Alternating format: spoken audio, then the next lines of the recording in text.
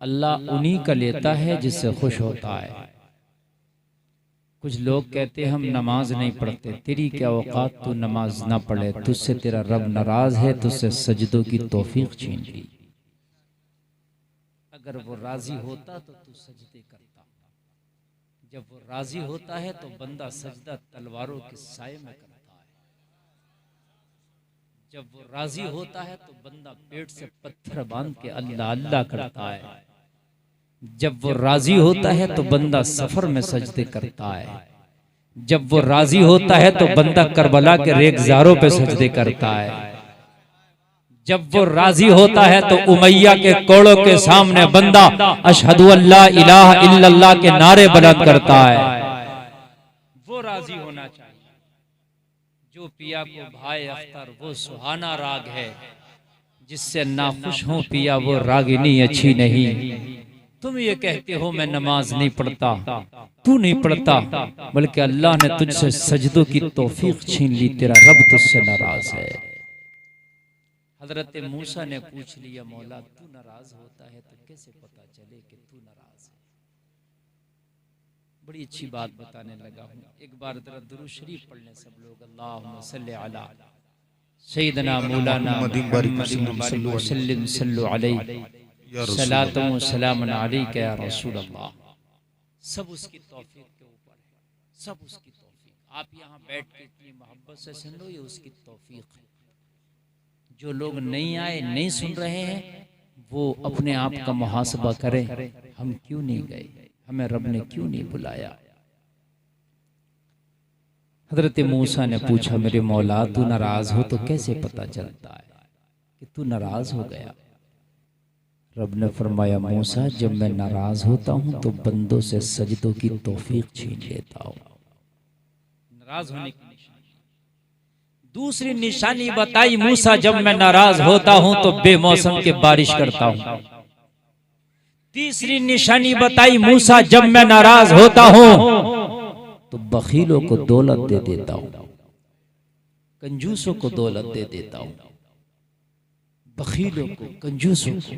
और हकीकत बात है, आज दौलत बखीलों पर है।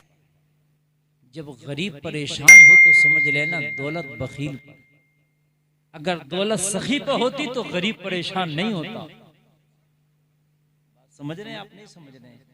जब सखी पे दौलत होगी तो वो गरीब पे इतना लुटाएगा कि उसका भला हो जाएगा। जब गरीब परेशान हो, जब गरीबों के हाथ लंबे हों, जब गरीब दस्ते सवाल दराज करे, अमीरों के दर पे खड़े हों, तो समझ लेना दौलत के ठेकेदार अमीर बन बैठे हैं। समझ रहे हैं आप? जब ये उलमा की मुकद्दस जमात, चाहे वो अइम्मा की शक्ल में हो या मुदर्रिसीन की शक्ल में हो, जब ये मुआशी हालात से कमजोर हो जाएं तो समझ लेना कि दौलत बखीलों को दे दी गई। अगर सखी पे दौलत होती तो हाल ये ना होते। सखी की दौलत की तो बात अलग होती है। दौलत अल्लाह दे तो उससे पहले सखावत, वरना दौलत ही ना। इसलिए कि सखी अल्लाह से, जहन्नम से करीब है, जहन्नम से दूर है सखी। जहन्नम से सखी दूर है, अल्लाह से सखी करीब है, जन्नत से करीब है। बखील अल्लाह से दूर है, जन्नत से दूर है, जहन्नम से करीब है। दुआ किया करो, मौला दौलत दे तो उससे पहले सखावत दे। सखावत दौलत से ज्यादा कीमती चीज है। अगर सखावत है तो मरने के बाद भी लोग तुझे सखी कहेंगे। अगर सखावत है तो 100 साल के बाद भी तुझे सखी कहेंगे। हातिम दुनिया से चला गया, मैं उसके मजहब की बात नहीं करता, किस मजहब का मानने वाला था, मगर सखी था। जब जब सखावत की बात आती है तो लोग हातिम को याद करते हैं। दुनियावी एतबार से भी इनसे सखावत की। और मेरे भाई कान खोल के सुन लो, अल्लाह अगर सखावत दे दे और फिर उसके बाद माल दे दे तो वो तेरा माल तुझे जन्नत में ले जाने के काम आता है। वरना तो लोगों की तिजोरियां भरी पड़ी है। मकान पे मकान बना रहा, प्लाट पे प्लाट खरीद रहा है, कपड़े पे कपड़े बना रहा, जूते पे जूते बना रहा, मोबाइल पे मोबाइल चेंज कर रहा है, लेकिन दीवार के पास का पड़ोसी फाके से सो रहा, ईद को उसके बच्चों को नया कपड़ा भी नहीं है। क्या समझते हो? तुम्हारी ये अमीरी तुम्हारा ये सर ऊंचा कर देगी, खुदा की कसम तुम्हें ले डूबेगी, ले डूबेगी। अगर अल्लाह ने दौलत दी है जलसे में आने वालों, तो जरूरतमंद तक वो दौलत जरूर पहुंचा दो। अगर 100 रुपए तूने कमाए तो 100 रुपए पे तेरा हिस्सा नहीं होता, 20 रुपए अल्लाह की राह में खर्च कर दे, 80 अपने बच्चों के लिए रोक ले। लेकिन अगर आदमी ने 100 रुपए कमाए तो सोचता है 100 तो ये है ही, 5 रुपए और कहीं से और आ जाए, 105 रुपए दबा के एक तरफ रख दो, वो रहेंगे नहीं। फिर अल्लाह कोई ऐसी मुसीबत डालेगा कि वो 100 के 100 गायब हो जाएंगे।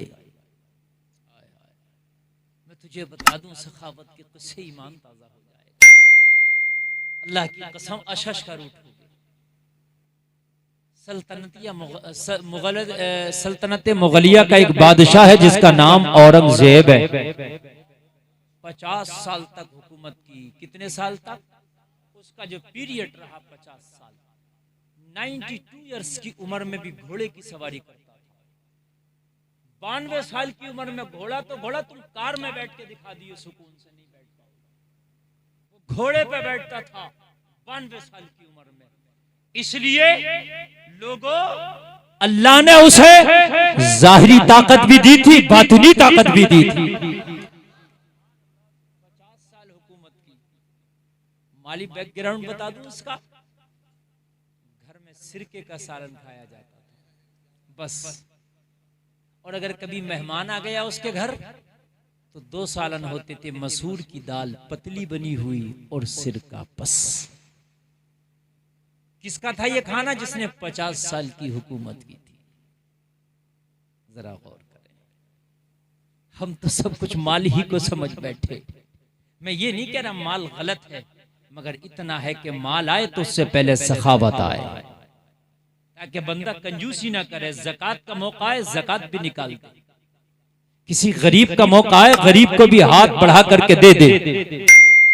50 साल हुकूमत करने के बाद औरंगजेब ने एक दिन बड़ा हिसाब किताब लगाया। बीवी से पूछा, हो शरीके हयात, अगर घर में कुछ मामला बेहतर हो, कुशादगी हो, मैं चाहता हूं, मेरा एक बड़ा मुशफिक मेहरबान उस्ताद है, मैं उसकी दावत करना चाहता हूं।